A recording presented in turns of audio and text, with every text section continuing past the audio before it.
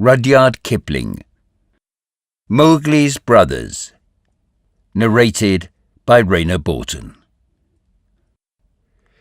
Now Ran the kite brings home the night that Mang the bat sets free. The herds are shut in byre and hut, for loosed till dawn are we. This is the hour of pride and power, talon and tush and claw. Oh, hear the call, good hunting all, that keep the jungle law. Night song in the jungle. It was 7 o'clock of a very warm evening in the Seoni Hills when Father Wolf woke up from his day's rest, scratched himself, yawned, and spread out his paws one after the other to get rid of the sleepy feeling in their tips.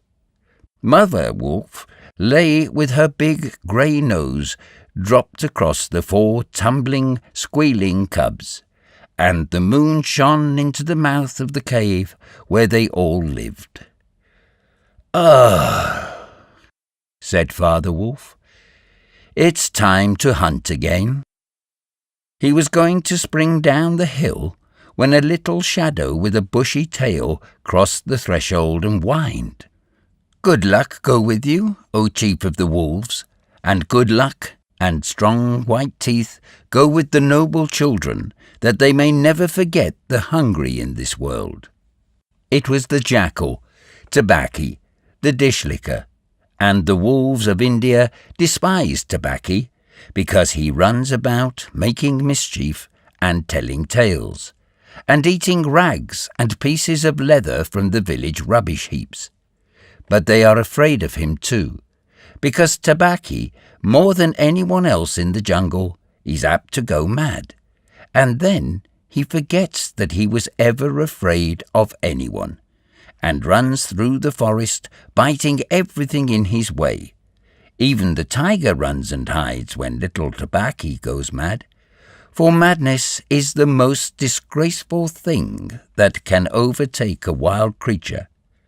We call it hydrophobia, but they call it diwani, the madness, and run. "Enter then and look," said Father Wolf stiffly, "but there is no food here." "For a wolf, no," said Tabaki, "but for so mean a person as myself, a dry bone is a good feast. Who are we, the Gidorlog, the jackal people, to pick and choose?" He scuttled to the back of the cave, where he found the bone of a buck with some meat on it, and sat cracking the end merrily. "All thanks for this good meal," he said, licking his lips. "How beautiful are the noble children! How large are their eyes! And so young, too! Indeed, indeed! I might have remembered that the children of kings are men from the beginning." Now, Tabaki knew as well as anyone else that there is nothing so unlucky as to compliment children to their faces. It pleased him to see Mother and Father Wolf look uncomfortable. Tabaki sat still, rejoicing in the mischief that he had made, and then he said spitefully, "Shere Khan, the big one, has shifted his hunting grounds. He will hunt among these hills for the next moon. So he has told me." Shere Khan was the tiger who lived near the Waingunga River, 20 miles away. "He has no right," Father Wolf began angrily. "By the law of the jungle, he has no right to change his quarters without due warning. He will frighten every head of game within 10 miles, and I have to kill for 2 these days."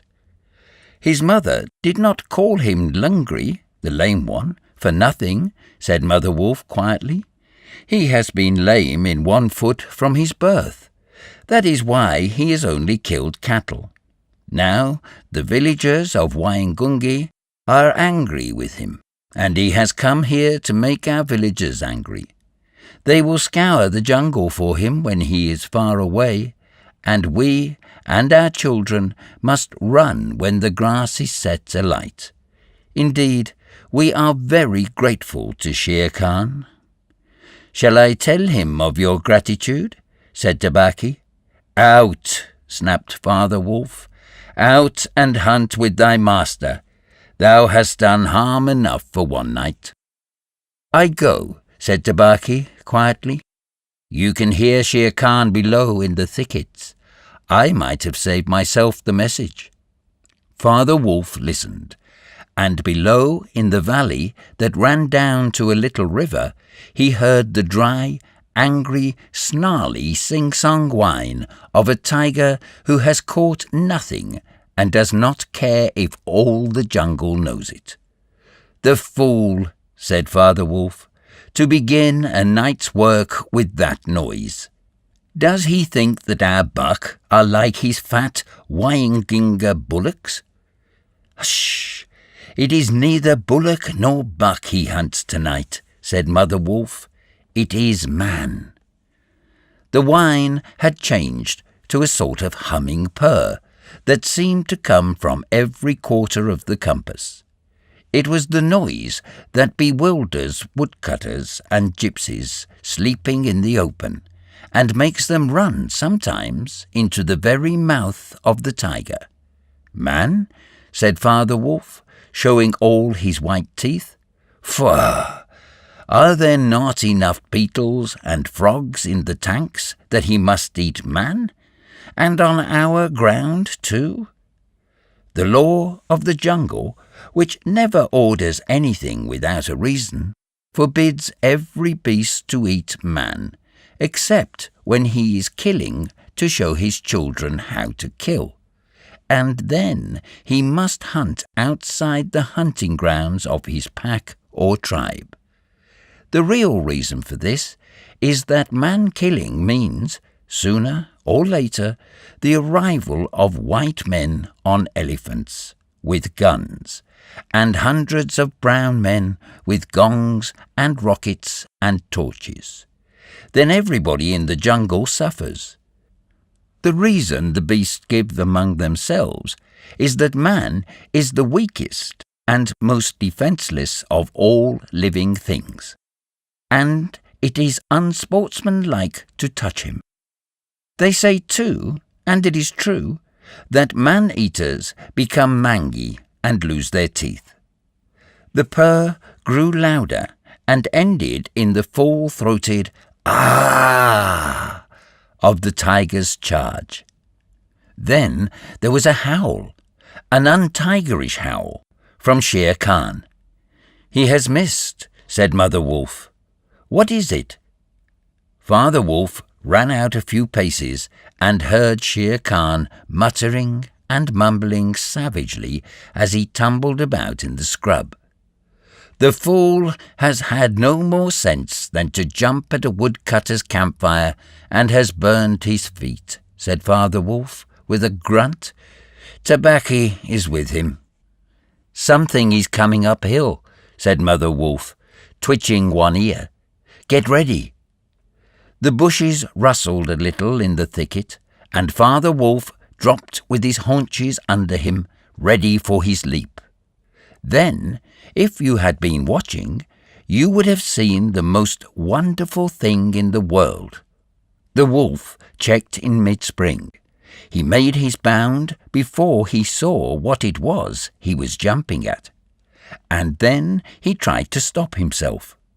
The result was that he shot up straight into the air for 4 or 5 feet, landing almost where he left the ground.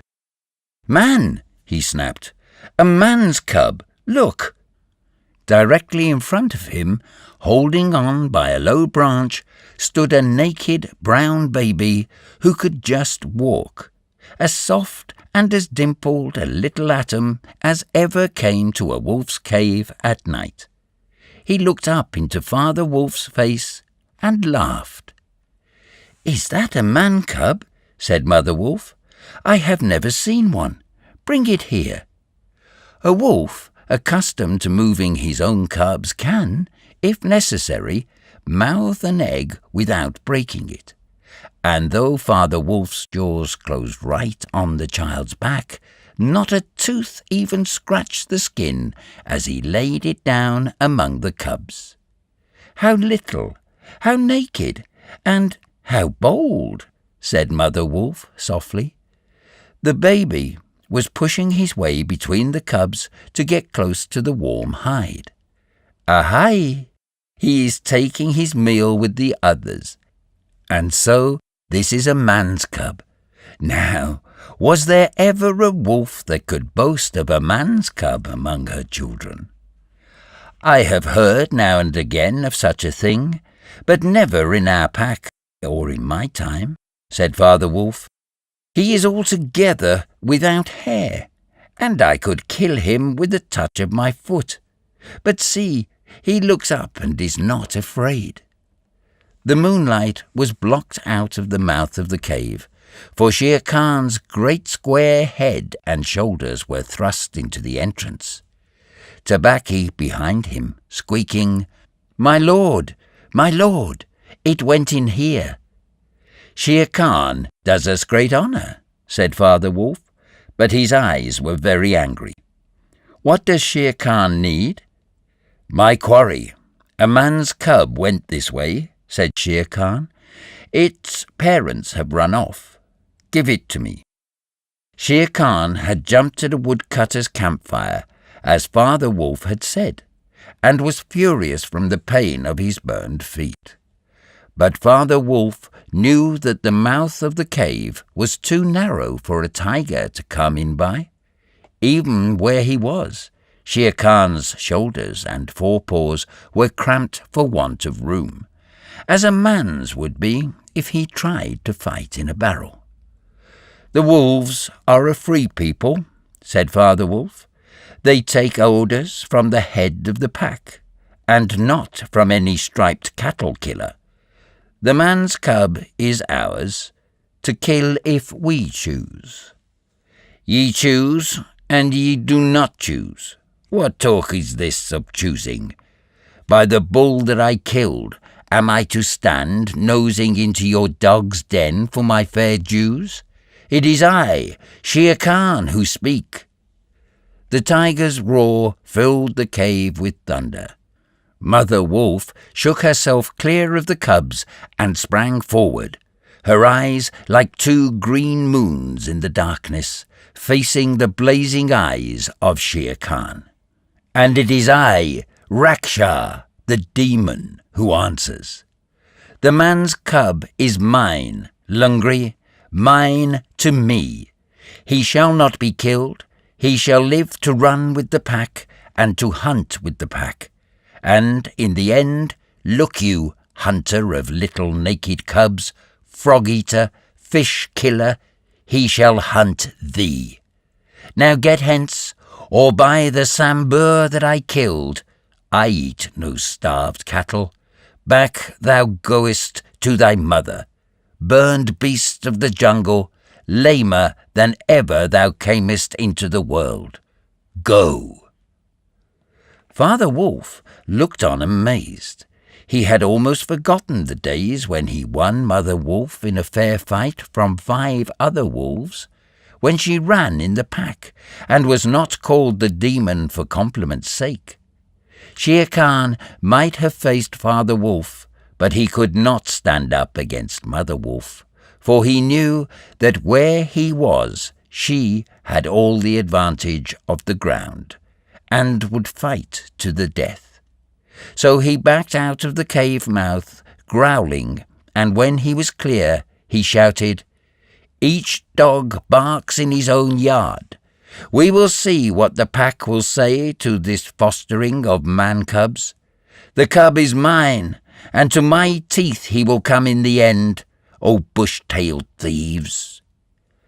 Mother Wolf threw herself down, panting among the cubs, and Father Wolf said to her gravely, "Shere Khan speaks this much truth. The cub must be shown to the pack. Wilt thou still keep him, mother?" "Keep him?" she gasped. "He came naked, by night, alone and very hungry. Yet he was not afraid. Look, He has pushed one of my babes to one side already, and that lame butcher would have killed him and would have run off to the Wainginga while the villagers here hunted through all our lairs in revenge. Keep him? Assuredly I will keep him. Lie still, little frog. O thou Mowgli, for Mowgli the frog I will call thee. The time will come when thou wilt hunt Shere Khan as he has hunted thee. But what will our pack say? Said Father Wolf. The law of the jungle lays down very clearly that any wolf may, when he marries, withdraw from the pack he belongs to. But as soon as his cubs are old enough to stand on their feet, he must bring them to the pack council, which is generally held once a month at full moon, in order that the other wolves may identify them. After that inspection, the cubs are free to run where they please, and until they have killed their first buck, no excuse is accepted if a grown wolf of the pack kills one of them. The punishment is death, where the murderer can be found, and if you think for a minute, you will see that this must be so. Father Wolf waited till his cubs could run a little, and then, on the night of the pack meeting, took them and Mowgli and Mother Wolf to the Council Rock, a hilltop covered with stones and boulders, where 100 wolves could hide. Akela, the great grey lone wolf, who led all the pack by strength and cunning, lay out at full length on his rock, and below him sat 40 or more wolves of every size and colour, from badger-coloured veterans who could handle a buck alone, to young black 3-year-olds who thought they could. The lone wolf had led them for a year now. He had fallen twice into a wolf trap in his youth, and once he had been beaten and left for dead. So he knew the manners and customs of men. There was very little talking at the rock. The cubs tumbled over each other in the centre of the circle where their mothers and fathers sat, and now and again a senior wolf would go quietly up to a cub, look at him carefully, and return to his place on noiseless feet. Sometimes a mother would push her cub far out into the moonlight to be sure that he had not been overlooked. Akela from his rock would cry, "Ye know the law, ye know the law. Look well, O wolves." And the anxious mothers would take up the call, "Look, look well, O wolves." At last, and Mother Wolf's neck bristles lifted as the time came, Father Wolf pushed Mowgli the frog, as they called him, into the centre, where he sat laughing and playing with some pebbles that glistened in the moonlight. Akela never raised his head from his paws, but went on with the monotonous cry, "Look well!" A muffled roar came up from behind the rocks, the voice of Shere Khan crying, "The cub is mine! Give him to me! What have the free people to do with a man's cub?" Akela never even twitched his ears. All he said was, "Look well, O wolves! What have the free people to do with the orders of any save the free people? Look well!" There was a chorus of deep growls, and a young wolf in his 4th year flung back Shere Khan's question to Akela. What have the free people to do with a man's cub? Now, the law of the jungle lays down that if there is any dispute as to the right of a cub to be accepted by the pack, he must be spoken for by at least 2 members of the pack who are not his father and mother. "Who speaks for this cub?" said Akela. "Among the free people, who speaks?" There was no answer, and Mother Wolf got ready for what she knew would be her last fight if things came to fighting. Then, the only other creature who is allowed at the Pack Council, Baloo, the sleepy brown bear who teaches wolf cubs the law of the jungle, old Baloo, who can come and go where he pleases because he eats only nuts and roots and honey, rose upon his hind quarters and grunted. "The man's cub? The man's cub?" he said. "I speak for the man's cub. There is no harm in a man's cub. I have no gift of words, but I speak the truth. Let him run with the pack and be entered with the others. I myself will teach him." "We need yet another," said Akela. "Baloo has spoken, and he is our teacher for the young cubs. Who speaks besides Baloo?" A black shadow dropped down into the circle. It was Bagheera, the Black Panther, inky black all over, but with the panther markings showing up in certain lights like the pattern of watered silk. Everybody knew Bagheera, and nobody cared to cross his path, for he was as cunning as Tabaqui, as bold as the wild buffalo, and as reckless as the wounded elephant. But he had a voice as soft as wild honey dripping from a tree, and a skin softer than down. "O Akela, and ye the free people," he purred, "I have no right in your assembly, but the law of the jungle says that if there is a doubt which is not a killing matter in regard to a new cub, the life of that cub may be bought at a price, and the law does not say who may or may not pay that price. Am I right?" "Good, good," said the young wolves, who are always hungry. "Listen to Bagheera. The cub can be bought for a price. It is the law." "Knowing that I have no right to speak here, I ask your leave." "Speak then," cried 20 voices. "To kill a naked cub is a shame. Besides, he may make better sport for you when he is grown. Baloo has spoken in his behalf. Now, to Baloo's word, I will add 1 bull and a fat one newly killed, not half a mile from here, if ye will accept the man's cub according to the law. Is it difficult?" There was a clamour of scores of voices saying, "What matter? He will die in the winter rains. He will scorch in the sun. What harm can a naked frog do us? Let him run with the pack. Where is the bull, Bagheera? Let him be accepted."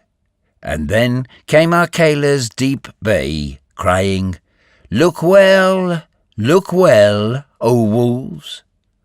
Mowgli was still deeply interested in the pebbles, and he did not notice when the wolves came and looked at him one by one. At last they all went down the hill for the dead bull, and only Akela, Bagheera, Baloo, and Mowgli's own wolves were left. Shere Khan roared still in the night, for he was very angry that Mowgli had not been handed over to him. "Aye, roar well," said Bagheera under his whiskers, "for the time will come when this naked thing will make thee roar to another tune, or I know nothing of man."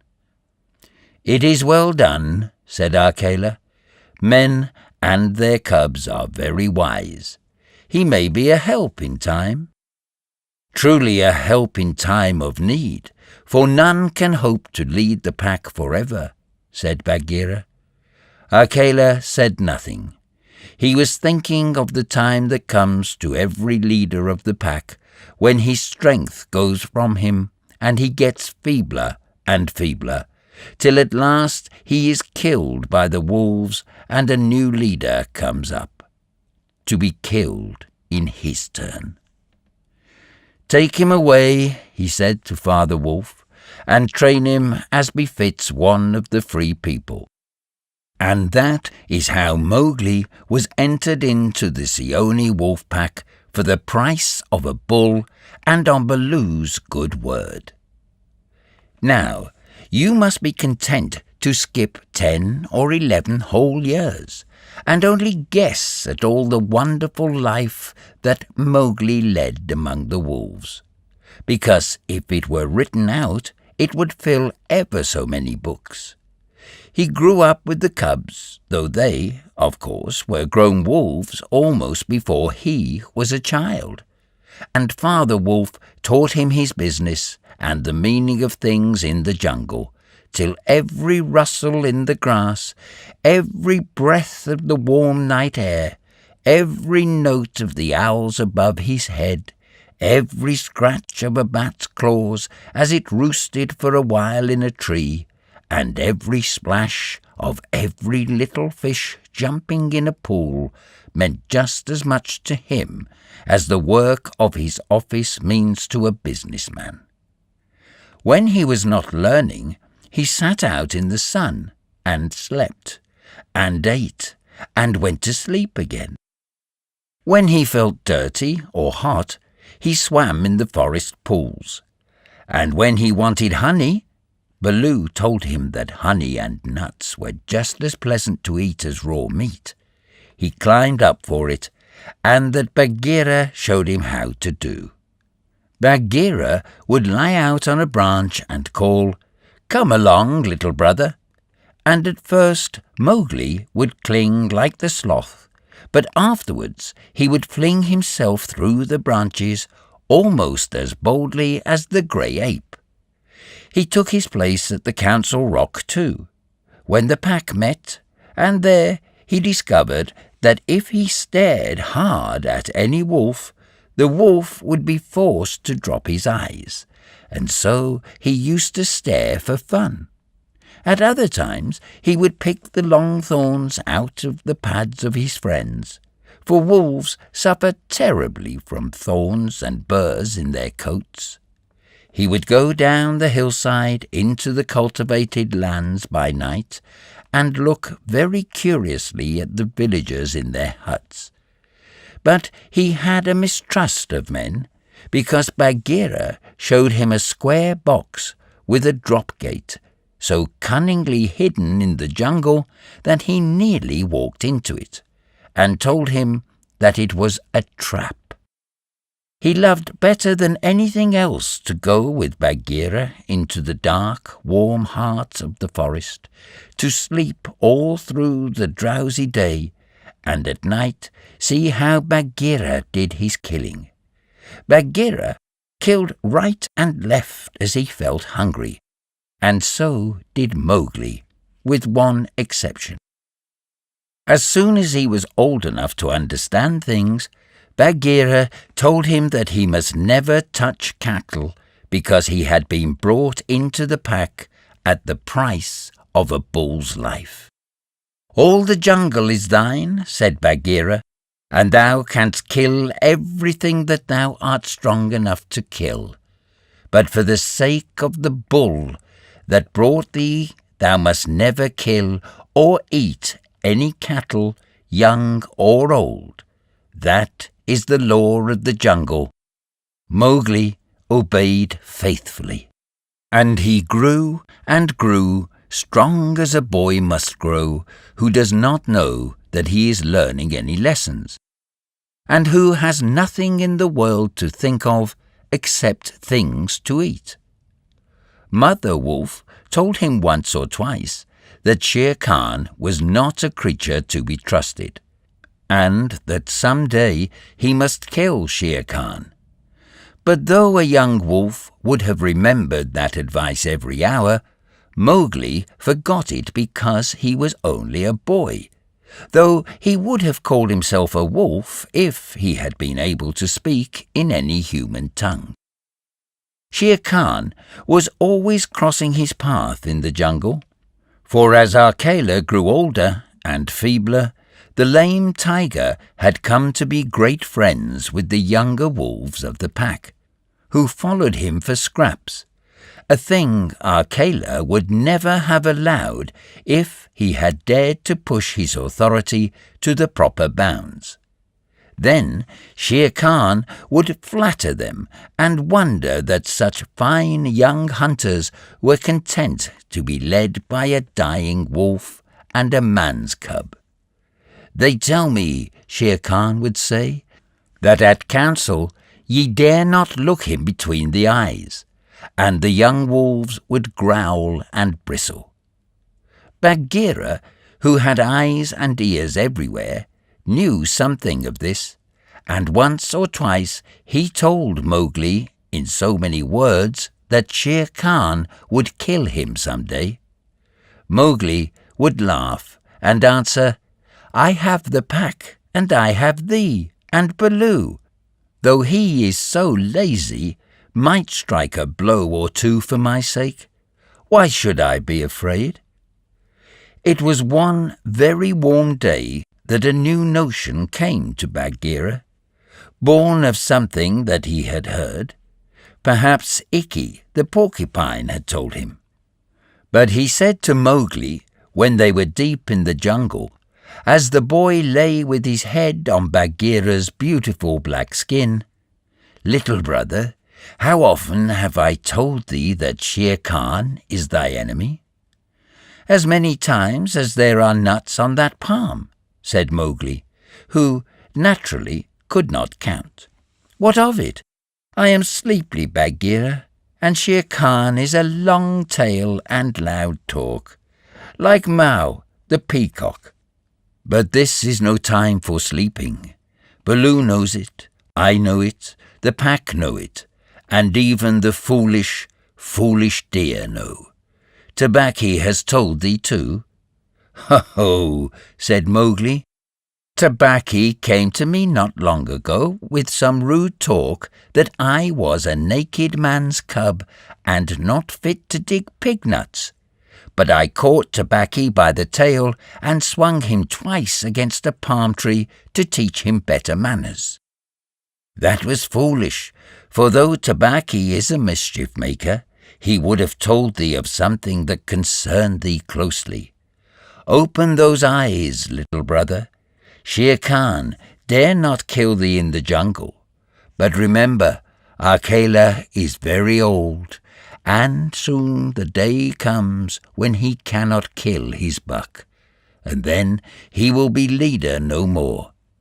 Many of the wolves that looked thee over when thou wast brought to the council first are old too, and the young wolves believe, as Shere Khan has taught them, that a man-cub has no place with the pack. In a little time thou wilt be a man." "And what is a man that he should not run with his brothers?" said Mowgli. "I was born in the jungle. I have obeyed the law of the jungle, and there is no wolf of ours from whose paws I have not pulled a thorn. Surely they are my brothers?" Bagheera stretched himself at full length and half shut his eyes. "Little brother," he said, "feel under my jaw." Mowgli put up his strong brown hand, and just under Bagheera's silky chin, where the giant rolling muscles were all hid by the glossy hair, he came upon a little bald spot. "There is no one in the jungle that knows that I, Bagheera, carry that mark, the mark of the collar. And yet, little brother, I was born among men, and it was among men that my mother died, in the cages of the king's palace at Udaipur. It was because of this that I paid the price for thee at the council when thou wast the little naked cub. Yes, I too was born among men. I had never seen the jungle. They fed me behind bars from an iron pan, till one night I felt that I was Bagheera, the panther, and no man's plaything. and I broke the silly lock with one blow of my paw and came away. And because I had learned the ways of men, I became more terrible in the jungle than Shere Khan. Is it not so?" "Yes," said Mowgli. "All the jungle fear Bagheera, all except Mowgli." "Oh, thou art a man's cub," said the Black Panther very tenderly. "And even as I return to my jungle, so thou must go back to men at last, to the men who are thy brothers, if thou art not killed in the council." "But why? But why should any wish to kill me?" said Mowgli. "Look at me," said Bagheera, and Mowgli looked at him steadily between the eyes. The big panther turned his head away in half a minute. "That is why," he said, shifting his paw on the leaves. "Not even I can look thee between the eyes, and I was born among men, and I love thee, little brother.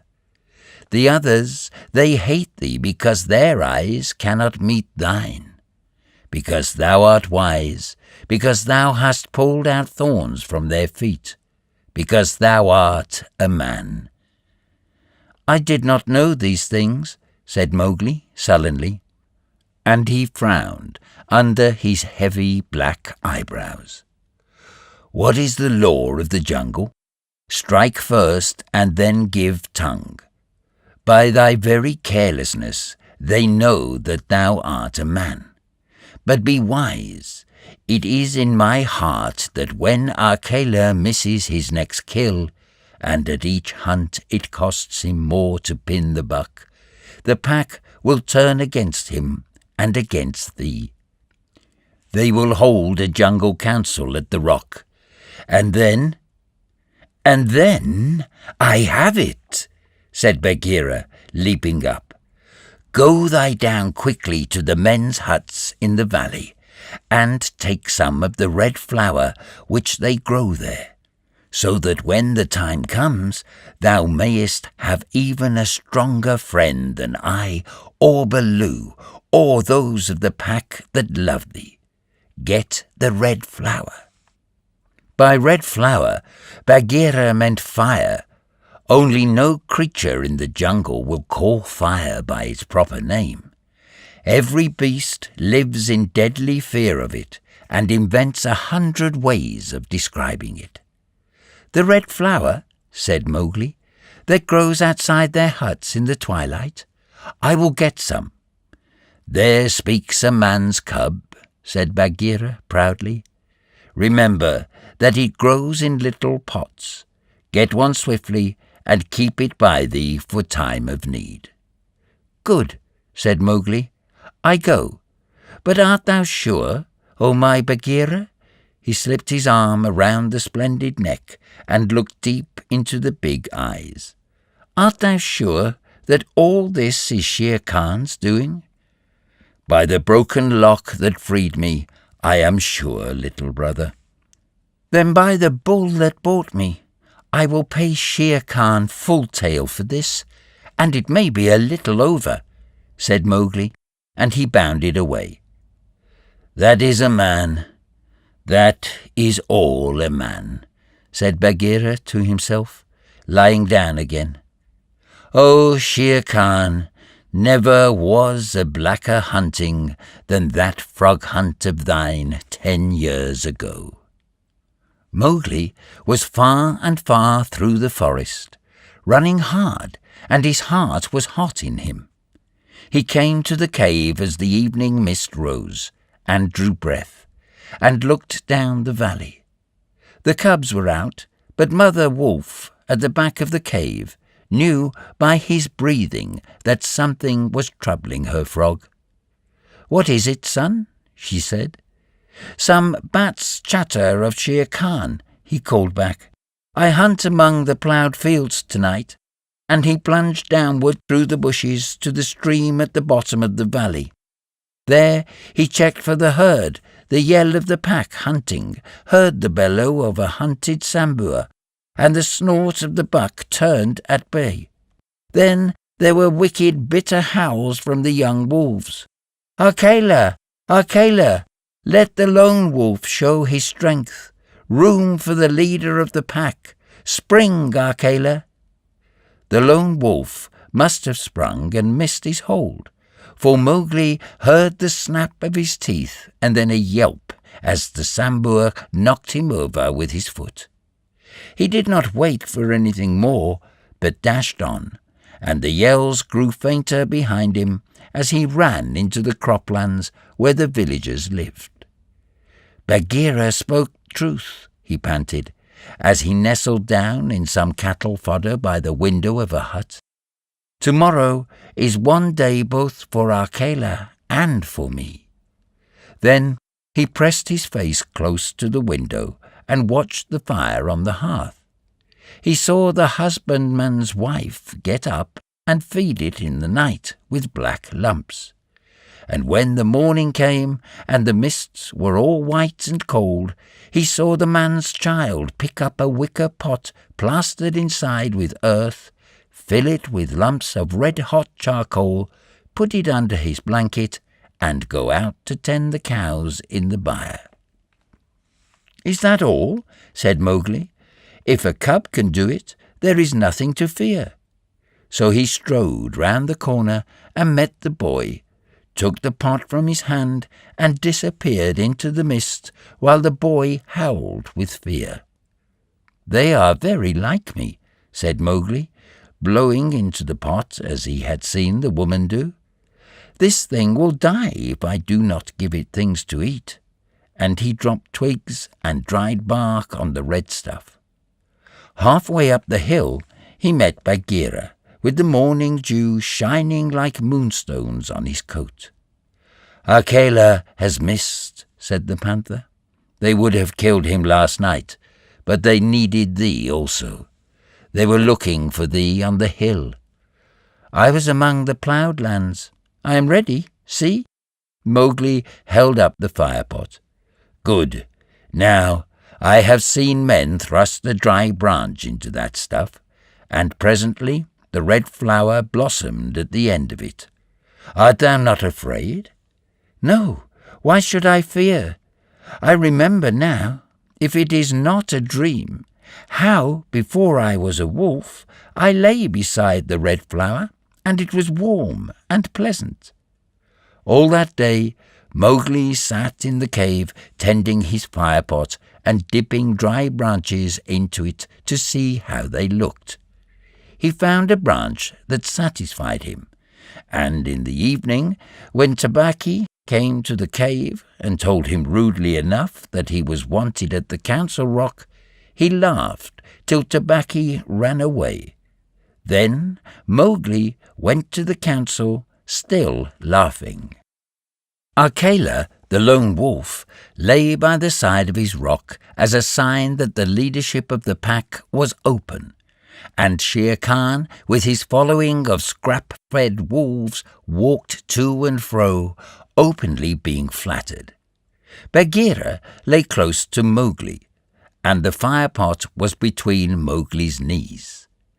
When they were all gathered together, Shere Khan began to speak, a thing he would never have dared to do when Akela was in his prime.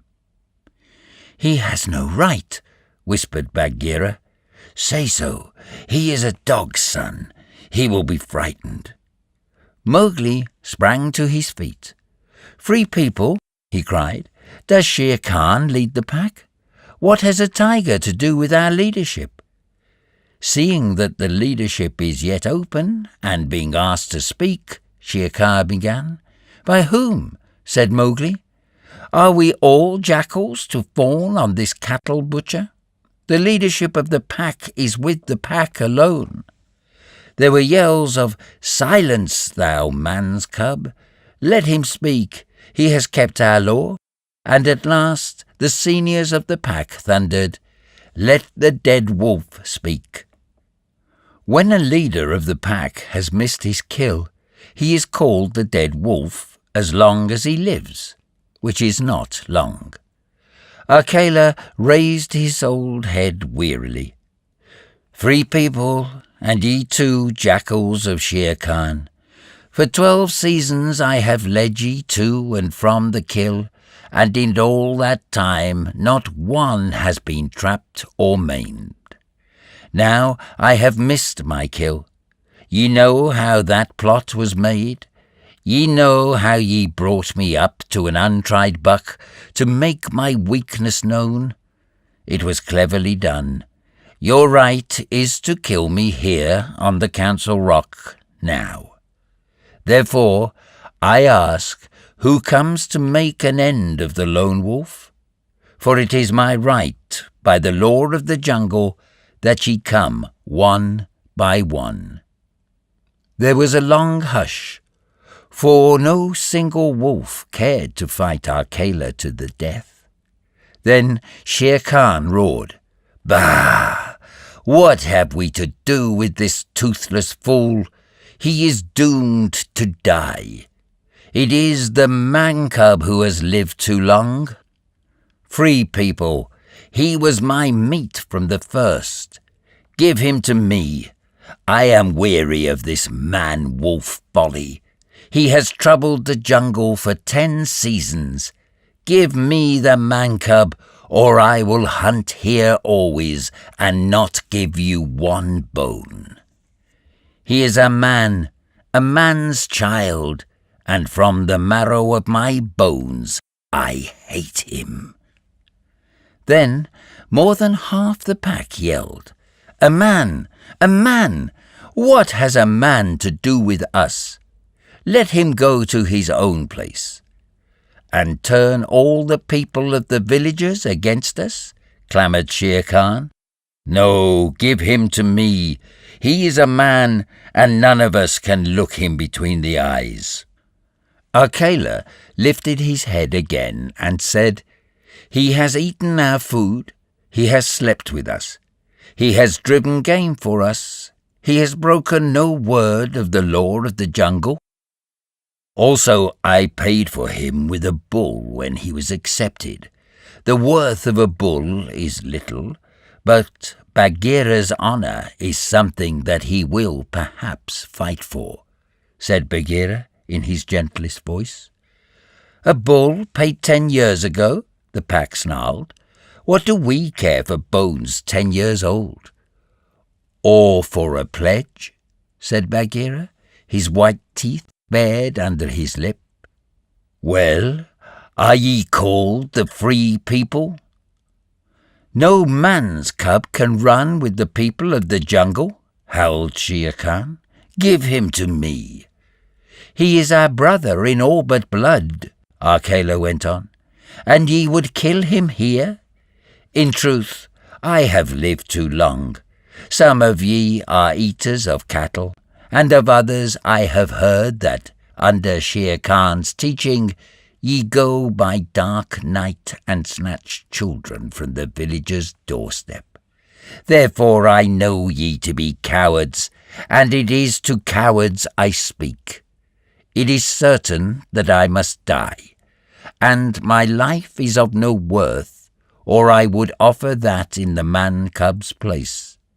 But for the sake of the honour of the pack, a little matter that by being without a leader ye have forgotten, I promise that if ye let the man-cub go to his own place, I will not, when my time comes to die, bear one tooth against ye. I will die without fighting. That will at least save the pack 3 lives. More I cannot do. But if ye will, I can save ye the shame that comes of killing a brother against whom there is no fault. A brother spoken for and brought into the pack according to the law of the jungle." "He is a man, a man, a man," snarled the pack, and most of the wolves began to gather round Shere Khan, whose tail was beginning to switch. "Now the business is in thy hands," said Bagheera to Mowgli. "We can do no more except fight." Mowgli stood upright, the firepot in his hands. Then he stretched out his arms and yawned in the face of the council. But he was furious with rage and sorrow, for, wolf-like, the wolves had never told him how they hated him. "Listen, you," he cried, "there is no need for this dog's jabber. Ye have told me so often tonight that I am a man, and indeed I would have been a wolf with you to my life's end, that I feel your words are true. So I do not call ye my brothers any more, but sag, dogs, as a man should. What ye will do, and what ye will not do, is not yours to say. That matter is with me, and that we may see the matter more plainly, I, the man, have brought here a little of the red flower which ye dogs fear." He flung the firepot on the ground, and some of the red coals lit a tuft of dried moss that flared up, as all the council drew back in terror before the leaping flames. Mowgli thrust his dead branch into the fire till the twigs lit and crackled, and whirled it above his head among the cowering wolves. "Thou art the master," said Bagheera in an undertone. "Save Akela from the death. He was ever thy friend." Akela, the grim old wolf who had never asked for mercy in his life, gave one piteous look at Mowgli as the boy stood all naked, his long black hair tossing over his shoulders in the light of the blazing branch that made the shadows jump and quiver. "Good," said Mowgli, staring round slowly. "I see that ye are dogs. I go from you to my own people, if they be my own people, for the jungle is shut to me, and I must forget your talk and your companionship. But I will be more merciful than ye are, because I was all but your brother in blood. I promise that when I am a man among men, I will not betray ye to men as ye have betrayed me." He kicked the fire with his foot, and the sparks flew up. "There shall be no war between any of us in the pack. But here is a debt to pay before I go." He strode forward to where Shere Khan sat blinking stupidly at the flames, and caught him by the tuft on his chin. Bagheera followed in case of accidents. "Up, dog!" Mowgli cried. "Up when a man speaks, or I will set that coat ablaze." Shere Khan's ears lay flat back on his head, and he shut his eyes, for the blazing branch was very near. "This cattle killer said he would kill me in the council because he had not killed me when I was a cub. Thus and thus, then do we beat dogs when we are men. Stir a whisker, Lungri, and I ram the red flower down thy gullet." He beat Shere Khan over the head with the branch, and the tiger whimpered and whined in agony of fear. "Pah! Singed jungle cat! Go now. But remember, when next I come to the council rock, as a man should come, it will be with Shere Khan's hide on my head. For the rest, Akela goes free to live as he pleases. Ye will not kill him, because that is not my will. Nor do I think that ye will sit here any longer, lolling out your tongues as though ye were somebody's, instead of dogs whom I drive out. Thus, go." The fire was burning furiously at the end of the branch, and Mowgli struck right and left round the circle, and the wolves ran howling with the sparks burning their fur. At last there were only Akela, Bagheera, and perhaps 10 wolves that had taken Mowgli's part. Then something began to hurt Mowgli inside him, as he had never been hurt in his life before, and he caught his breath and sobbed, and the tears ran down his face. "What is it? What is it?" he said. "I do not wish to leave the jungle, and I do not know what this is. Am I dying, Bagheera?" "No, little brother. That is only tears, such as men use," said Bagheera. "Now I know thou art a man, and a man's cub no longer. The jungle is shut indeed to thee henceforth. Let them fall, Mowgli. They are only tears." So Mowgli sat and cried as though his heart would break, and he had never cried in all his life before. "Now," he said, "I will go to men, but first I must say farewell to my mother." And he went to the cave where she lived with Father Wolf, and he cried on her coat while the 4 cubs howled miserably. "Ye will not forget me?" said Mowgli. "Never while we can follow a trail," said the cubs. "Come to the foot of the hill when thou art a man, and we will talk to thee, and we will come into the croplands to play with thee by night." "Come soon," said Father Wolf. "O wise little frog, come again soon, for we be old, thy mother and I." "Come soon," said Mother Wolf, "little naked son of mine, for listen, child of man, I loved thee more than ever I loved my cubs." "I will surely come," said Mowgli, "and when I come it will be to lay out Shere Khan's hide upon the Council Rock. Do not forget me. Tell them in the jungle never to forget me." The dawn was beginning to break when Mowgli went down the hillside alone to meet those mysterious things that are called men.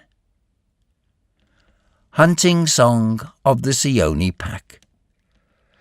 As the dawn was breaking, the Sambur belled, once, twice, and again, and a doe leaped up, and a doe leaped up from the pond in the wood where the wild deer sup. This I, scouting alone, beheld, once, twice, and again. As the dawn was breaking, the Sambur belled, once, twice, and again. And a wolf stole back, and a wolf stole back, to carry the word to the waiting pack.